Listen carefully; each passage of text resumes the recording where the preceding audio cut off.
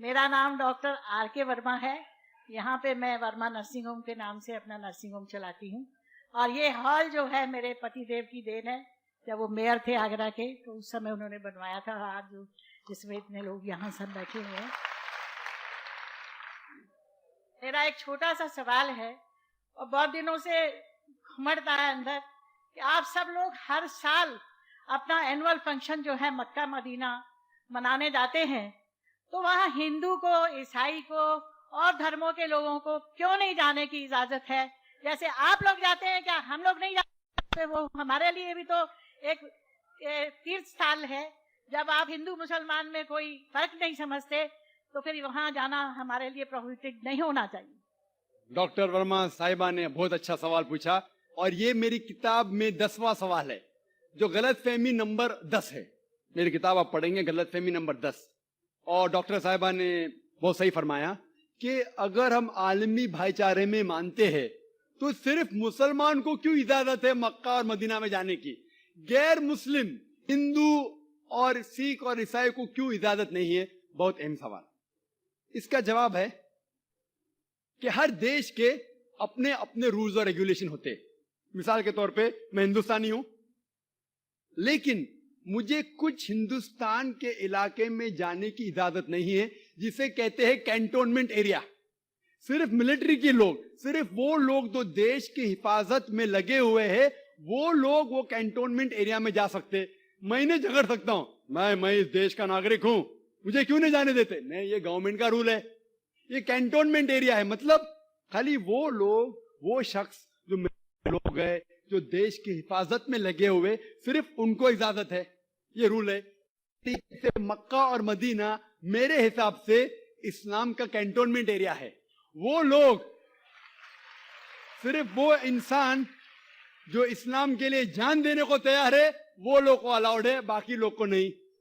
हम मानते हैं कि सब इंसान हमारे भाई है, भाईचारा के अंदर वो इंसानी भाई है, उसका हम एतराज नहीं करते, लेकिन सिर्फ वो भाई लोग अलाउड है जो इस्लाम के लिए जान देने को तैयार है। और एक इसका जवाब है कि जब भी आप कोई मुल्क में जाते हैं उसके लिए आपको वीजा लेने पड़ता है, वीजा। और सबसे डिफिकल्ट है अमेरिका का वीजा, खुसूसन 11 सितंबर के बाद। 50 सवाल पूछते। जब मैं सिंगापुर में पहली बार गया था, वहां इमिग्रेशन फॉर्म पे लिखा था कि डेथ टू ड्रग ट्रैफिकर्स, जो भी ड्रग से पकड़ा गया उसे सजाए मौत। अगर मुझे सिंगापुर में जाना है तो मुझे ये तस्लीम करना पड़ेगा कि अगर मेरे पास ड्रग्स है तो मुझे सजाए मौत होगी। मैंने कहता सजाए मौत, इतना खतरनाक सजा, नहीं मानते तो सिंगापुर में आना ममनू। तो आप अगर सिंगापुर का वीजा लेते, आपको तस्लीम करने पड़ेगा कि ड्रग वाले को सजाए मौत। इसी तरीके से मक्का और मदीना जाने का वीजा है। आप सिर्फ अपने जबान से कहो ला इलाहा इल्लल्लाह मोहम्मद रसूलुल्लाह।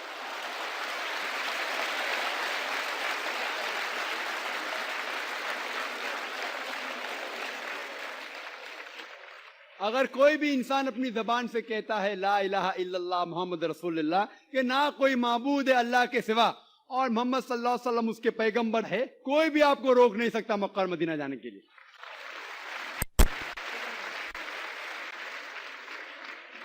मैं doctor Arjun Das, Saint Johns college में कॉमर्स का प्रोफेसर हूं। आपने कहा कि इस्लाम को समझने के लिए इस्लामी ग्रंथों को पढ़िए, मुसलमान को मत देखिए। हम आप जैसे नेक इंसान को कैसे न देखें, कैसे न सुने और आपकी कई हुई बातों पर कैसे न चलें। इस्लाम को समझना है तो मुसलमान को भी देखना पड़ेगा, अच्छे को भी तो खराब को भी। आप जैसे नेक इंसान को भी देखना पड़ेगा और लादेन जैसे या दूसरे टेररिस्ट हैं उनको भी देखना पड़ेगा, जो इस बात का दावा करते हैं कि वो इस्लाम को बचा रहे हैं और इस्लाम को बढ़ा रहे हैं। मेरा एक छोटा सा सवाल है। आपने अपनी तकरीर में शुरू में कहा कि इस्लाम में औरतों और मर्दों को बराबर के हकूकात हासिल हैं, और आपने नंबर भी दिए कि दोनों को 100 में से 80 नंबर, किसी पेपर में किसी को कम किसी को ज्यादा। तो मेरा सवाल ये है कि खुदा के घर में خدا کے دربار میں جسے ہم مسجد کہتے ہیں، اس خدا کی عبادت گاہ میں مسلمان بہنوں کو، بیٹیوں کو عبادت کرنے کا حق کیوں نہیں دیا گیا ہے؟ وہ مسجد میں جا کر نماز کیوں نہیں پڑھ سکتی؟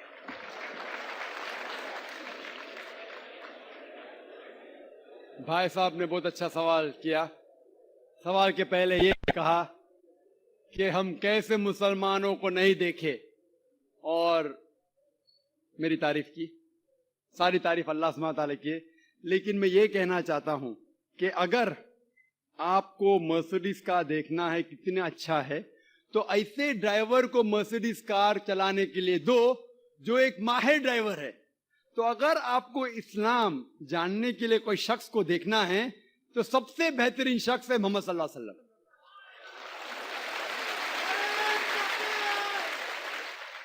ذاکر نائک اسلام میں زیرو ہے، زیرو. اسی لیے میں تقریر میں ہمیشہ کہتا ہوں قرآن مجید کا حوالہ سورہ حجرات سورہ 49 آیت نمبر 13. تو آپ جا کے باہر بولو اللہ تعالیٰ فرماتے سورہ حجرات آیت نمبر 13. آپ باہر جا کے بولیں گے ذاکر فرماتے. ذاکر کی ویلیو اسلام میں زیرو ہے. ویلیو ہے اللہ اور اللہ کے رسول کی. لیکن آپ اگر میرے تقریر سے متاثر ہوئے تو ہمیشہ میں لوگ کو کہتا ہوں اگر آپ میرے تقریر سے متاثر ہوتے ہیں تو میرے تقریر کو ہو بہو ذاکر کو ہٹا کے تقریر کو ہو بہو کسی سے کہیں گے تو الحمدللہ ثم الحمدللہ. لیکن اگر کہیں گے ذاکر کہتا ہے کہ خواتین کا مقام مرد کے مقام سے برابر ہے تو زیرو ہے. یہ قرآن کہتا ہے سورہ بقرہ میں سورہ نمبر 2 آیت نمبر 228 میں. اگر حوالہ دیں گے تو اس کا وزن ہے. اسی لیے جو میں کہتا ہوں ابھی تک کہ صحیح ہے، کوئی بھی مذہب کو دیکھنے کے لیے مذہب کے ماننے والے اس سے بدلے مذہب کی کتاب پڑھو. اور اگر کسی کو دیکھنا ہے مذہب کے لوگ کو دیکھنا ہے تو جو سب سے ماہر ہے اس کو دیکھیے. تو اگر آپ کوئی مسلمان کی زندگی کو دیکھ کے عمل کرنا ہے تو سب سے بہترین ایگزامپل مثال ہے محمد صلی اللہ علیہ وسلم. آپ کا سوال جو ہے کہ اگر خواتین اور مرد کے حقوق ایک ہے، ان کا معیار ایک ہے، تو اسلام کیوں خواتین کو مسجد میں آنے سے روکتا ہے؟ بہت اچھا سوال ہے.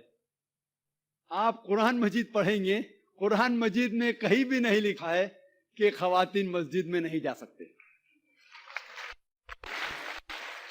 ایک بھی صحیح حدیث نہیں ہے جس میں یہ ذکر ہے کہ خواتین مسجد میں نہیں جا سکتے، بلکہ کئی حدیث ہے.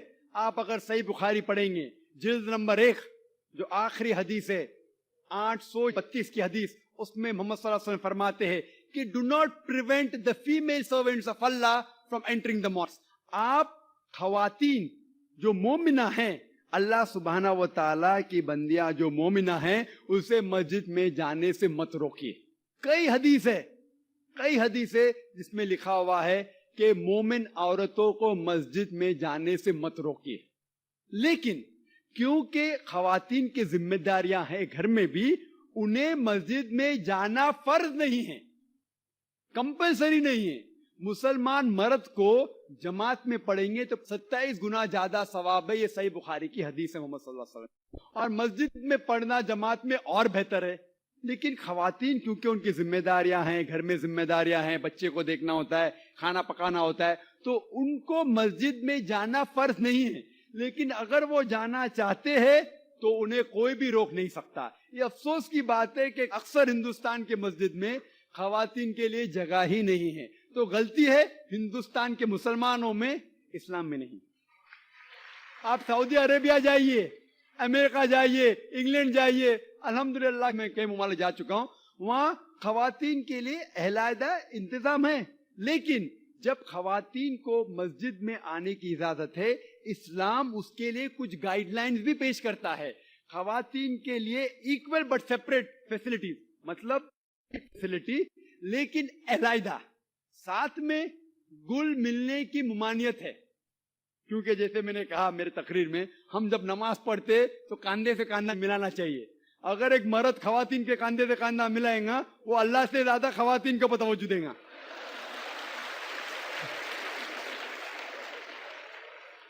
تو خواتین مسجد میں آ سکتے، لیکن ان کے لیے علیحدہ انتظام ہے. इक्वल बट सेपरेट फैसिलिटीज, बराबर अच्छा इंतजाम लेकिन अलग वजू के लिए जगह अलग, नमाज पढ़ने के लिए अलग। इसीलिए इस्लाम के अंदर खवातीन आ सकते, लेकिन अफसोस की बात है कि ये हिंदुस्तान में अक्सर मस्जिद में उनको अलाउ नहीं करते। ये हिंदुस्तान के मुसलमान के इल्म की कमजोरी है। अगर आप पढ़ेंगे सही बुखारी, कई हदीसें है, सही मुस्लिम, जहाँ खवातीन को आने से रोका नहीं गया, बल्कि मोहम्मद सल्लल्लाहु अलैहि वसल्लम ने कहा कि अगर खवातीन मस्जिद में जाना चाहते हैं रात को भी, तब भी आप उन्हें मत रोको। रात को भी, ये सही बुखारी की हदीस है कि अगर रात को भी वो मस्जिद में जाना चाहते तो आप उसे मत रोकिए। लेकिन अल्हम्दुलिल्लाह सुम्मा अल्हम्दुलिल्लाह, हिंदुस्तान में सैकड़ों मस्जिद है जहां खवातीन को आने की इजाजत है। बंबई में है, दिल्ली में भी होंगी, आगरा में भी होंगी। अभी अल्हम्दुलिल्लाह बात फैल रही है, लोग को इस्लाम का इल्म हो रहा है अल्हम्दुलिल्लाह, और कई मस्जिद में खवातीन को आने की इजाजत दी जा रही। और मेरी दरखास्त है कि जो आगरा के मस्जिद के ट्रस्टीज है वो भी हदीस पढ़े, और भले अगर खवातीन कम आते हैं तो उनका छोटा इंतजाम होना चाहिए, खवातीन कम आते तो, लेकिन इंतजाम होना जरूरी है और उन्हें मस्जिद से आने से रोका नहीं जाना चाहिए। कत्ल करना इंसान के कत्ल करने के बराबर है, लेकिन क्या कोई जानवर का कत्ल करना इंसान की कत्ल करने के बराबर है क्या नहीं?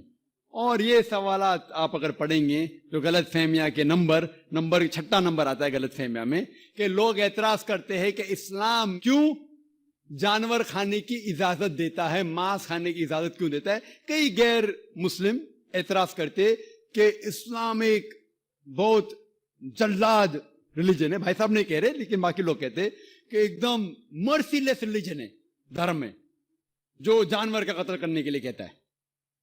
जवाब में यह कहना चाहूंगा भाई साहब कि एक मुसलमान अगर वो चाहे तो प्योर वेजिटेरियन, प्योर शाकाहारी रह के भी अच्छा मुसलमान रह सकता है। मांस खाना इस्लाम में फर्ज नहीं है, मांस खाना इस्लाम में फर्ज नहीं है।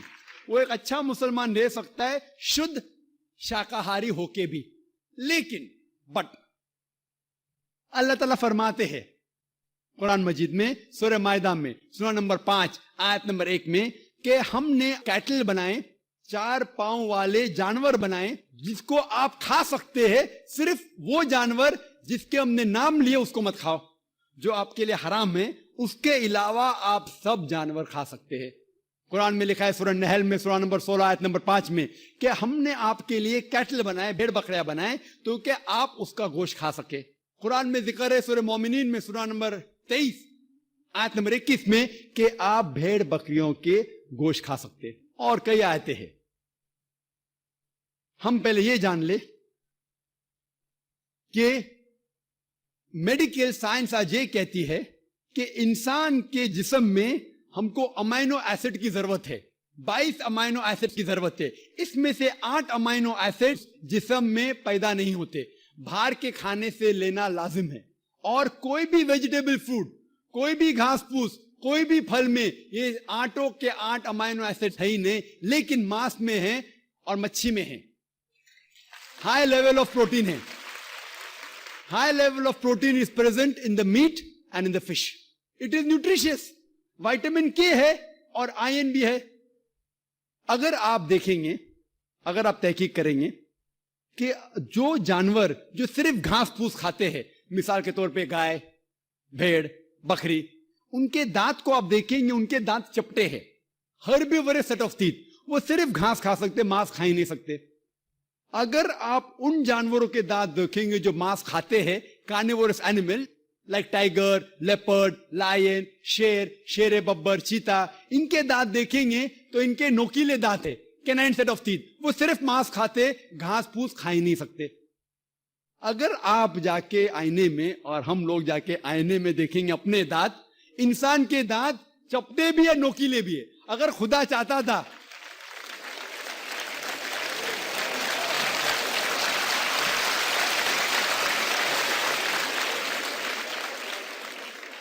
अगर खुदा की ये इच्छा थी कि इंसान सिर्फ घास फूस खाए तो ये नोकीले दांत कैनाइन टीथ क्यों दिए? तो मैं डॉक्टर हूं, मांस खाने के लिए। डाइजेस्टिव सिस्टम जो है हर्बीवोरस एनिमल का, गाय बकरी का डाइजेस्टिव सिस्टम وہ صرف گھاس پھوس ڈائجسٹ کر سکتا ہے, ہضم کر سکتا ہے, گوشت کو ہضم کر ہی نہیں سکتا ہے. آپ اگر شیر, چیتا, شیر ببر کا ڈائجسٹو سسٹم دیکھیں گے, وہ گھاس پھوس ہضم کر ہی نہیں سکتا ہے, صرف گوشت ہضم کر سکتا ہے. ہم انسانوں کا ڈائجسٹو سسٹم اللہ سبحانہ و تعالیٰ نے اس طریقے سے بنایا کہ گھاس پھوس بھی ہضم کر سکتا ہے, گوشت بھی. تو ہم گھاس پھوس بھی کھا سکتے ہیں, گوشت بھی کھا سکتے ہیں. اور آپ دیکھیں گے کہ بہت سے لوگوں کو غلط فہمی ہے کہ ہندو مذہب میں, ہندو دھرم میں گوشت کھانا حرام ہے. یہ بالکل غلط فہمی ہے. اگر آپ پڑھیں گے کتاب, ہندو دھرم کی کتاب پڑھیں گے, منو اسمرتی ادھیائے نمبر 5 شلوکا نمبر 30, اس میں لکھا ہوا ہے کہ بھگوان نے, خدا نے کچھ جانور کو کھانے کے لیے بنایا ہے اور کچھ جانور کو کھا جانے کے لیے. Some animals he has created to eat and some to be eaten. کچھ کھانے کے لیے اور کھا جانے کے لیے. اگر آپ ان جانوروں کو کھاتے ہیں جو خدا نے کھانے کے لیے بنایا ہے تو آپ کوئی گناہ نہیں کرتے. منوسمرتی ادھیائے 5 شلوکا نمبر 30. آگے آپ پڑھیں گے منوسمرتی ادھیائے 5 شلوکا نمبر 31 میں لکھا ہوا ہے کہ اگر آپ جانور کا قتل کرتے ہیں پوجا کے لیے تو آپ کوئی گناہ نہیں کر رہے. آگے پڑھیں گے منوسمرتی ادھیائے نمبر 5 شلوکا نمبر 39 اور 40, اس میں لکھا ہوا ہے کہ خدا نے سیکریفائسڈ اینیمل بنایا ہے, مطلب خصوصاً کچھ جانور بنایا ہے تو کہ سیکریفائس کی جائے اور اس کو کھا سکے. اگر آپ اس جانور کا قتل کرتے ہیں سیکریفائس کے لیے اور کھاتے ہیں جو اللہ تعالیٰ نے, بھگوان نے بنایا ہے, تو آپ کوئی گناہ نہیں کرتے. رگ وید میں ہے کہ آپ کھا سکتے ہیں. رگ وید میں یہ بھی لکھا ہے کہ آپ بھینس کھا سکتے ہیں, آپ گائے کھا سکتے ہیں. کتنے شلوک کے میں حوالہ دے سکتا ہوں. اگر آپ پڑھیں گے مہا بھارت, دیکھو رگ وید تو بہت کم ہندو لوگ نے پڑھا ہے, لیکن مہا بھارت تو آپ جانتے ہوں گے, سنا ہوگا. مہا بھارت پڑھیں گے انوشاسن پرو چیپٹر نمبر 88, اس میں جو پانڈو کے سب سے بڑے بھائی یدھشٹر, وہ بھیشم سے کہتے ہیں کہ ہم یگنا میں, پوجا میں کیا چیز دینا چاہیے تاکہ ہمارے باپ دادا, ہمارے پرکھوں کو سہولت ہو, آرام ملے, انہیں پیس, امن ملے, they will be satisfied. تو بھیشم کہتے ہیں کہ یگنا میں, پوجا میں اگر آپ ویجیٹیبلز دیں گے, گھاس پھوس, پھل, چاول دیں گے, تو ہمارے باپ دادا, ہمارے پرکھوں ایک مہینے تک سنتشٹ رہیں گے. کتنے مہینے تک؟ 1 مہینے تک. اگر آپ مچھی دیں گے تو 2 مہینہ, اگر گوشت دیں گے تو 3 مہینہ, خرگوش دیں گے تو 4 مہینہ, بکری دیں گے تو 5 مہینہ, سور دیں گے تو 6 مہینہ, اگر پرندہ دیں گے تو 7 مہینہ, ہرن دیں گے تو 8 مہینہ. یہ کنٹینیو ہوتا ہے, مینیو ہوتا ہے نا ہوٹل کا مینیو, اس طریقے سے کنٹینیو ہوتا ہے. اور آگے لکھا گیا ہے اگر آپ بھینس دیں گے تو 11 مہینہ, اگر گائے دیں گے تو پورے 1 سال. کون کہتا ہے؟ بھیشم کہہ رہا ہے یدھشٹر سے. مہا بھارت انوشاسن پرو چیپٹر نمبر 88, میں حوالہ دے رہا ہوں. آپ یہ نہیں کہنا کہ ذاکر بھائی کچھ بھی کہہ رہا ہے دماغ سے, میں حوالہ دے رہا ہوں, یہ آپ کے کتابوں میں لکھا ہوا ہے. اس کے آگے لکھا ہوا ہے کہ اگر آپ رائنوسرس دیں گے, رائنوسرس, تو ہمیشہ کے لیے سنتوش رہیں گے. ایسے کئی چیزیں ہیں. وجہ کیا تھی کہ ہندو لوگ شاکاہاری بن گئے, کئی ہندو. اس کی وجہ یہ ہے کہ کئی ہندو لوگ اہمسا کی طرف جا رہے تھے, وہ باقی مذاہب سے متاثر ہو کے. مثال کے طور پہ جینزم میں ہے کہ آپ کو جانور نہیں کھانا چاہیے, اور اگر ان سے پوچھیں گے کیوں نہیں کھانا چاہیے تو وہ کہتے کسی بھی جیو کی ہتیا کرنا غلط ہے. اور بھائی صاحب بھی منڈی ہلا رہے, میں بھی اس کو مانتا ہوں. اگر کوئی بھی انسان بنا کسی جیو کی ہتیا کیے جی سکتا ہے تو میں نمبر 1 ہوں گا, number 1. Doctor Zakir Naik number 1 ہوں گے, کیونکہ میں ڈاکٹر ہوں, میں جانتا ہوں. لوگ کہتے کہ جانور کو کھانا مطلب جیو کی ہتیا کرنا. یہ پہلے زمانے کے اندر جب سائنس ٹیکنالوجی نہیں بڑھ چکی تھی تو اس ٹائم لوگ شاید اسے مانتے تھے. آج سائنس ٹیکنالوجی بڑھ چکی ہے, ہم جانتے ہیں کہ ایون جو پلانٹس ہے, جو پھل ہے اور جو پودے ہیں, ان کے پاس بھی جان ہے. تو آپ کی لاجک فیل ہو گئے. ابھی جب ہمیں یہ پتا چلا کہ پیڑ پودے اور پھل کی بھی جان ہے تو لاجک میں ذرا تبدیلی آ گئی. ابھی لوگ کہتے ہمیں پتا ہے کہ پیڑ پودے کی جان ہے, لیکن پیڑ پودے کو درد کا احساس نہیں ہوتا. ٹھیک ہے بھائی, یہ پہلے کی بات ہے. آج سائنس بڑھ چکی ہے, ہم جانتے ہیں کہ پیڑ پودے کو بھی درد ہوتا ہے, وہ ہنس بھی سکتے, وہ رو بھی سکتے, ان کو بھی درد ہوتا ہے. لیکن یہ الگ بات ہے کہ وہ جب چلاتے ہیں ان کی چیخ ہمارے کانوں تک سنائی نہیں دیتی, کیونکہ انسان صرف 20 سائیکل سے لے کے 20,000 سائیکل پر سیکنڈ تک سن سکتا ہے. اس کے اوپر اس کے نیچے انسان سن نہیں سکتا. کیونکہ ہم پیڑ پودے کی چیخ نہیں سن سکتے, اس کا مطلب یہ نہیں کہ ہم ان کی ہتیا کر سکتے. ایک شخص تھا جو مجھ سے بہت بحث کر رہا تھا, وہ ذاکر بھائی میں مانتا ہوں کہ پیڑ پودے کی جان ہے, پیڑ پودے کو درد ہوتا ہے, لیکن یہ جانور کے 5 سینسز ہے, 5 سمجھ ہے, یہ پیڑ پودے کے 2 یا 3 کم ہے, صرف 3 سینسز ہے. تو اسی لیے جانور کو قتل کرنا بڑا گناہ ہے, پیڑ پودے کو قتل کرنا کم گناہ ہے. تو میں نے کہا کہ مثال کے طور پہ بحث کے لیے مان لو آپ صحیح ہے, فار سیک آف آرگومنٹ, بحث کے طور پہ مان لو آپ صحیح ہے. تو میں نے ان سے کہا آپ کا اگر بھائی پیدا ہوتا ہے گنگا اور بہرا, 2 سینسز لیس, نہ وہ سن سکتا ہے نہ بول سکتا ہے, اس کے بعد اگر وہ بڑا ہونے کے بعد کوئی آ کے اس کا قتل کرتا ہے تو آپ جا کے جج سے کہیں گے می لارڈ قاتل کو کم سزا دو کیونکہ میرے بھائی کے 2 سینسز کم تھے.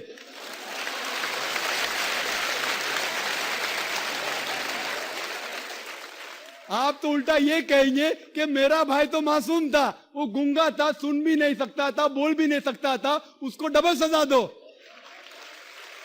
یہاں جج حضرات بیٹھے ہوئے ادھر, لیکن اسلام میں ایسا نہیں ہوتا ہے کہ 2 سینسز کم 2 سینسز زیادہ. اللہ تعالیٰ فرماتے سورہ بقرہ میں سورہ نمبر 2 آیت نمبر 168 میں, یا الذین آمنو, او مومنو, آپ وہ کھاؤ جو آپ کے لیے حلال ہے, جو حلال ہے آپ کھا سکتے. آپ جو سانس لے رہے بھائی صاحب, سانس لے رہے, آپ کو پتا ہے کہ millions of germs are dying. یہ جراثیم جو آپ سانس لے کے ان کو بھی جان ہے. آپ اگر 5 منٹ تک سانس نہیں لیں گے آپ مر جائیں گے. ہر منٹ میں آپ ہتیا کر رہے ہیں, آپ کو پتا ہے. لیکن یہ جو جانور ہے, پیڑ پودے ہے, جراثیم ہے, یہ عالمی بھائی چارے میں نہیں آتے. ان کا قتل کرنا عام طور سے حرام ہے. لیکن اگر آپ کو جینے کے لیے ان کا قتل کرتے ہیں اللہ کا نام لیتے ہوئے کہ ہم ان کو قتل کر رہے ہیں, تو یہ گناہ نہیں ہے. لیکن صرف ہمارے نشانے بازی کے لیے اگر میں کوئی جانور کا قتل کرتا ہوں وہ حرام ہے. لیکن کھانے کے لیے اگر میں جانور کا قتل کرتا ہوں یا پیڑ پودے کاٹتا ہوں کھانے کے لیے, تو یہ اسلام میں اجازت ہے. جو جانور کی اجازت ہے, جو جانور حلال ہے اس کو آپ کاٹ سکتے ہیں کھانے کے لیے, بازی کے لیے. تو آپ دیکھیں گے عام ہندو کے جو ہے نا عالمی بھائی چارے, اس کے اندر پیڑ پودے بھی آپ کے بھائی ہے, جانور بھی بھائی, جو اسلام میں نہیں.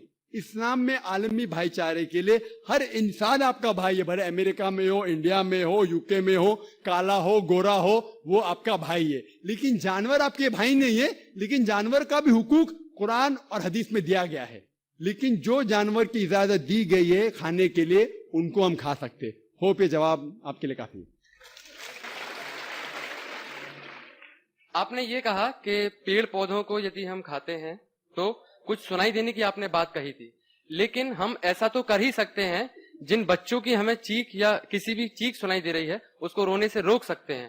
دوسرا, جو چائنا میں نوجات ششو کھائے جاتے ہیں, یدی کوئی اسلام دھرم کا انویائی ان کا اللہ کا نام لے کر یدی کھاتا ہے تو کیا یہ اچت ہے وہاں کھائے جاتے ہیں؟ اسلام میں اس طریقے کی اجازت ہے؟ بھائی صاحب نے سوال کیا کہ کیونکہ بچوں کی جو چیخ سنائی دیتی تم چپ کر لے, سنائی نہیں دی تو کیا کریں گے. اور انہوں نے سوال پوچھا کہ چائنا میں بچوں کا گوشت کھایا جاتا ہے, وہ بالکل حرام ہے. جیسا میں نے کہا صرف ان جانور جن کی اجازت ہے وہ جانور کا گوشت آپ کھا سکتے. انسان کا گوشت کھانا تو بالکل حرامی ہے. کس کا بھی نام لو, کس کا بھی نام لو, اللہ کا نام لے کے سور بھی کھانا حرام ہے. جو جانور کی اجازت ہے وہی جانور کھا سکتے ہیں. اور کوئی بھی جانور نے, بھلے آپ اللہ کا نام لو یا نہ لو, اللہ نے جب اجازت دی نہیں تو نام لے کے کیا فائدہ. اور آپ کا جو پہلا سوال تھا کہ بچوں کی چیخ سنائی دیتی تو چپ کرتے ہیں, نہیں سنائی دی تو کیا کریں گے. اگر بچہ گونگا ہے تو کیا کریں گے, آپ اس کو دودھ نہیں دیں گے. क्या करेंगे आप और उसको तवज्जो देंगे कि उसकी चीख सुनाई नहीं देती, तो इसीलिए मैं और तवज्जो दूंगा कि दूध टाइम पे मिले। वो जिसको चीख सुनाई देती है दूध नहीं मिला तो रोएगा, तो मुझे मालूम पड़ेगा। तो माँ गूंगे बच्चों की और तवज्जो करेंगे, इसीलिए आपको पेड़ पौधे की तवज्जो और देना चाहिए, क्योंकि आपको चीख सुनाई नहीं देती।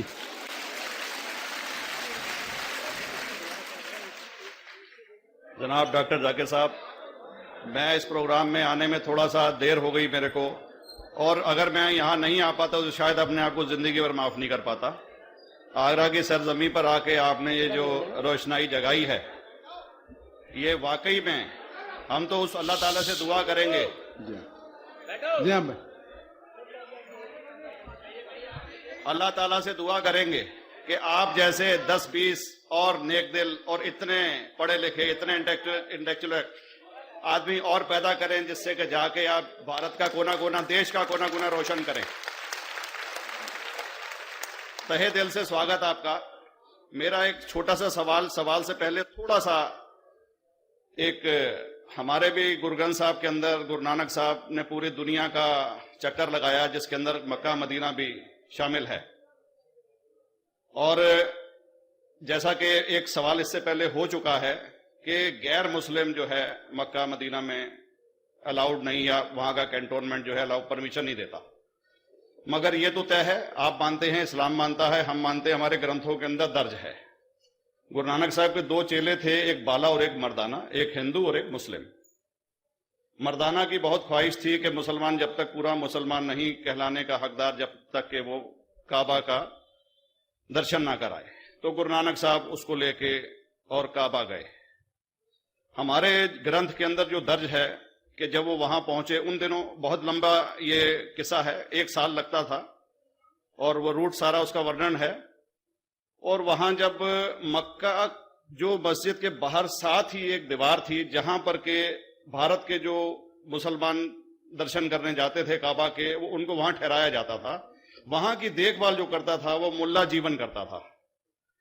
जब गुरु नानक साहब अपने चेलों के साथ में वहां पर पड़े थे, तो सुबह जब मुल्ला जीवन वहां की सफाई करने के लिए आया, तो उसने देखा गुरु नानक साहब पैर थे वो काबा की तरफ थे। वो गुस्से में चिल्लाया कि ये कौन काफिर है जो कि काबा की तरफ पैर करके पड़ा है, और उसने गुस्से के अंदर आके उनके पैरों को झटका दिया, दूसरी तरफ किया। तो हमारे ग्रंथ के अंदर दर्ज जो किस्सा है उसके अंदर यह है कि काबा भी उस समय हिल गया, जिधर गुरु नानक के पैर जाते थे काबा उधर मुड़ता था। तो वो जोर से चिल्लाया, ये कोई हजरत है, ये कोई औलिया है। तो उस समय के जो काजी थे मक्का के, काजी रुकनदीन साहब थे, और शाह शरफ, कई हस्तियों के नाम हैं उसमें। तो मैं ये जानना चाहता हूं कि ये वर्जन को आप मतलब एग्री करते हैं, और करते हैं तो इसका हमारे मुस्लिम ग्रंथों के अंदर किस तरीके से उल्लेख है, ये कृपया बताएं। भाई साहब ने अपने गुरु ग्रंथ साहिब के मुतालिक, और अल्हम्दुलिल्लाह मैं भी गुरु ग्रंथ पढ़ चुका हूं, और जिस तरीके से, क्योंकि वक्त मुख्तसर सा होने की वजह से मुझे वक्त नहीं मिला कि गुरु ग्रंथ को भी कोट करूं। आपका सवाल का जवाब देने के पहले मैं आपसे बताना चाहूंगा कि इवन गुरु ग्रंथ की किताब पढ़ेंगे आप, ग्रंथ जिसे आदि ग्रंथ कहते हैं, और कोई सिख से पूछेंगे कि खुदा का तस्वुर क्या है, सबसे बेहतरीन जवाब कोई सिख दे सकेगा, वो आपको कोट करेंगे जापूजी, जो गुरु ग्रंथ साहिब आदि ग्रंथ के सबसे पहले चैप्टर है, सबसे पहला श्लोक, जिसके कहते हैं जापूजी। इसके मानी है कि God is true, he is only one, he is not begotten, and is free from fear and want. क्योंकि मैंने अंग्रेजी में पढ़ा हूं, इसलिए मैं अंग्रेजी में उसे कह रहा हूं कि खुदा एक ही है, वो हक है, और वो ना किसी को जना है ना किसी को जनेगा, और वो इमॉर्टल है, ना कभी मर सकता है। और इसको सिखिज्म में जो खुदा को कहते हैं ओमकारा, इन manifest form he is Omkara, and unmanifest form he is एक ओमकारा।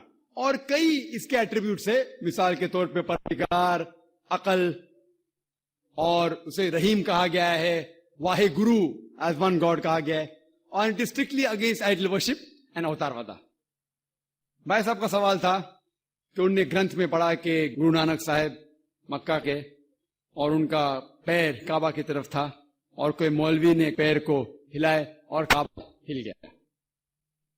کیونکہ یہ age of science and technology ہے. اگر کوئی چیز جو کتاب ہزاروں سال پہلے لکھی گئی ہے 10,000 سال یا 4,000 سال تو شاید اس کے بارے میں ہسٹوریکل ریکارڈ ملنا مشکل ہے. حالانکہ ایون جیزس کا اس کے بارے میں 2,000 سال ہسٹوریکل ریکارڈ ہے.